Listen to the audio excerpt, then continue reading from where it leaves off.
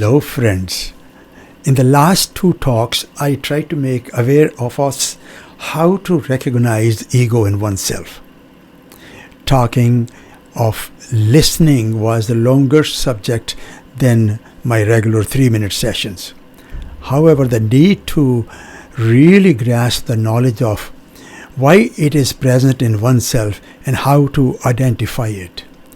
Once we get the basic characteristic of ego in oneself, it becomes very easy to free oneself from the shackles of ego. It becomes easier than we think about it. I will continue where I left in chapter 12. Let us begin.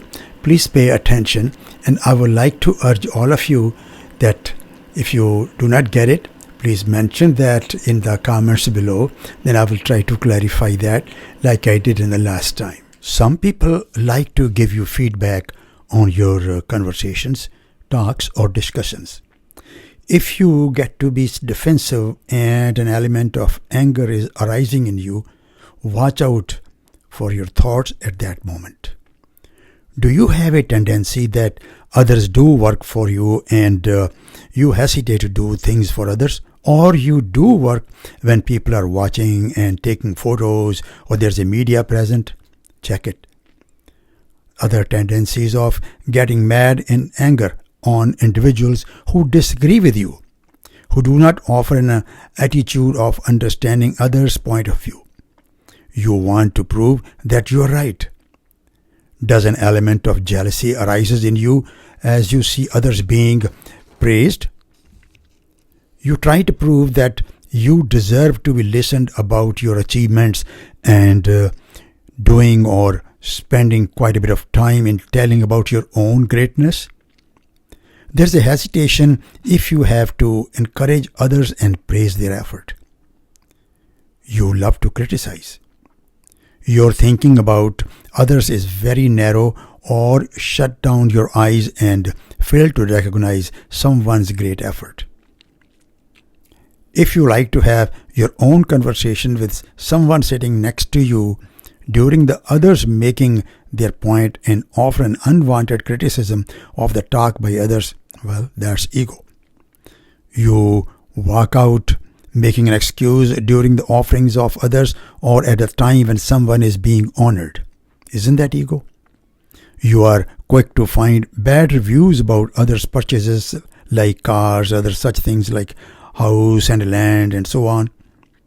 You try to prove everywhere, wherever possible, that your point of view, your products, your behavior, your knowledge, your family, etc. is the best and find flaws in others' thinking and doings. You believe in show off, your car, your clothes, your job, your house, and other related things to you or connected with the personality, such how many people are higher status that you know the prime minister, you know the president, or you have been sitting with them, this and this industrialist is your buddy, and so on. So much to talk about this subject. People have written books on it, lot of quotations on it, and your personal experiences, and people have an idea. Whomsoever I talk to, they have some idea that there is something called ego, but they don't know in what form, in what shape. So I would like you to re-listen to this talk which I gave to you on ego, and also please give your comments in the section below so I can get back to you. And also I would like to humbly request you that share this conversation, the talk, whatever you want to call it, with your friends, with your relatives, with the media like Facebook or any other media that you have. I'll be greatly appreciating this effort. And also in the next phase, I would like to conclude the ego part, that how we can go out of it and how we cannot let it come back to us. So with that, I would like to part from you, and bye. Humbly yours, Manjit.